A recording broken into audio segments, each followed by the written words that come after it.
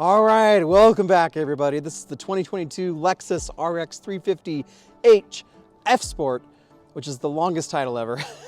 But anyway, here it is.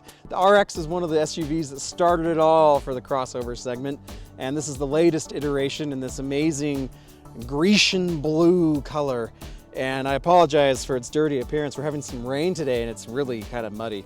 But this has been an interesting car. It's a hybrid, but it's also the F Sport, so it's supposed to be sporty but hybridy. And I don't know that it does either especially well, but we'll check it out. So I'll show you the exterior, show you the interior, and we'll take it for a drive. I'll give you some final thoughts after driving it for about a week now. All right, so starting off in the 2022 Lexus 450h F Sport. You can probably see it's a little jerky. I have not been able to get used to these brakes this whole time. They're really kind of sensitive, and especially while they're kind of cold. And anyway, this is a really interesting car. And I don't know that it's for me, but they sell a lot of these, so apparently it's for a lot of people. And if I'm being totally honest with you, I'm trying to figure out who this car is for.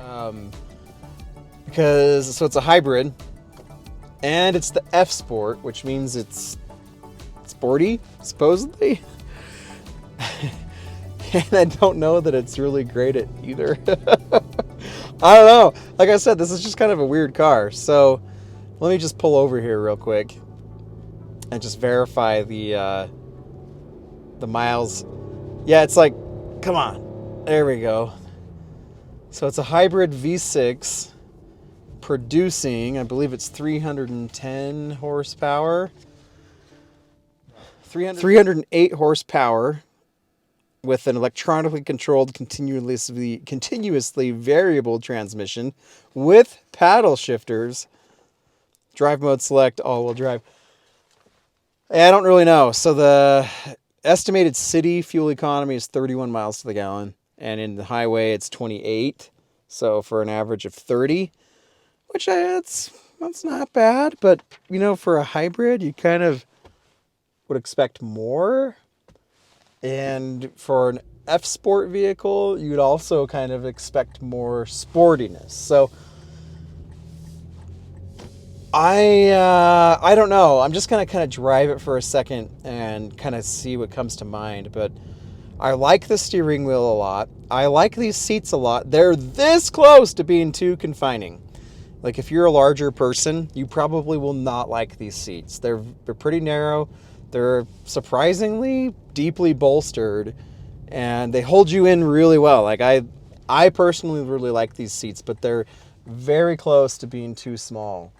So let's see an acceleration here. This is just eco mode, normal mode. I've got it floored. That does not feel like 310 horsepower. This thing is heavy too. I don't remember the weight, but the batteries, I mean, this thing is, there's an NSX in that guy's driveway, and it's so cool. But yeah, I don't know. If I switch it into sport mode, it does change the character a little bit. And if I floor it, it's better. But really, come on. To get what you want out of it, you got to be above 4,000 RPMs, and I don't know if I love that. The handling, it feels good. Like I like to, you know, move the steering wheel around and stuff. These brakes are driving me nuts though. And you can kind of hear it as it goes into its EV mode and then quickly into its regular mode. Man, CVTs, are we ever gonna get away from these things? I don't know, but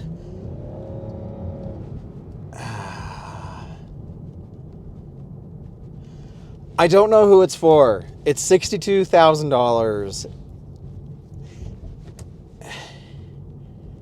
There's a CD player.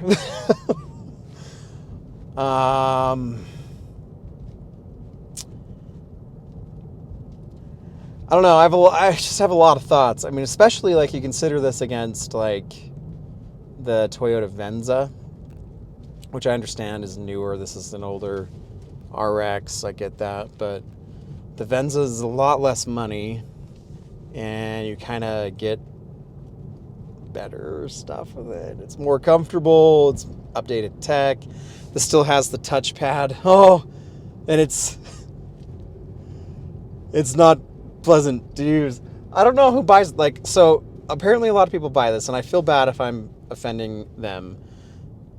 But I feel like the general demographic this is sold to is not going to love a lot of things that this car is. I don't think it's especially comfortable. Well, these seats are for me, but for I think a lot of people, they're not going to be.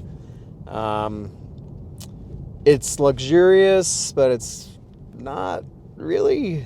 I don't know if it's a big step up from the nicer, like the Venza, or even like the nicer like RAV4s that you have out there for way less money. And you don't have to deal with the weird touch pad thing.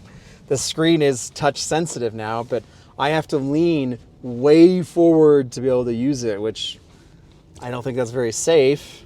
It's not very ergonomically friendly. The back seat has it's very weirdly reclined at an angle. That's just its standard setting, and it's just frankly not comfortable.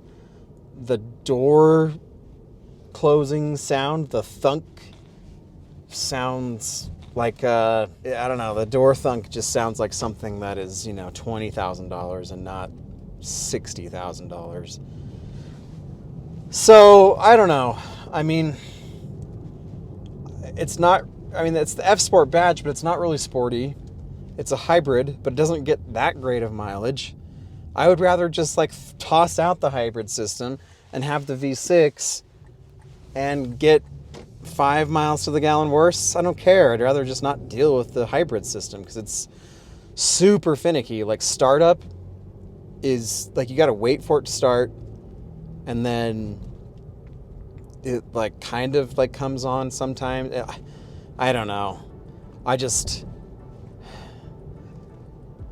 It's really weird because I mean the RX was like one of the SUVs that started it all for like the crossover segment that we have today, and I don't know if this is something you'd want to spend $62,000 on, at least for me.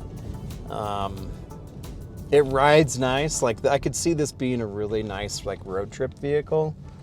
But, I don't know, it's kind of just a strange car, and I have a hard time thinking that 62 grand is worth it. So anyway, guys, thanks for watching. If you wouldn't mind commenting below if you've bought one of these things, let us know why you bought it, and let's help each other out. And if you didn't buy it, let us know why you didn't buy it as well. And, thanks for liking and subscribing to the channel. It helps us. Finn and I love doing these videos for you, and subscribers kind of help us know that the stuff we're making is being appreciated and helpful to somebody out there. 66 subscribers on my channel.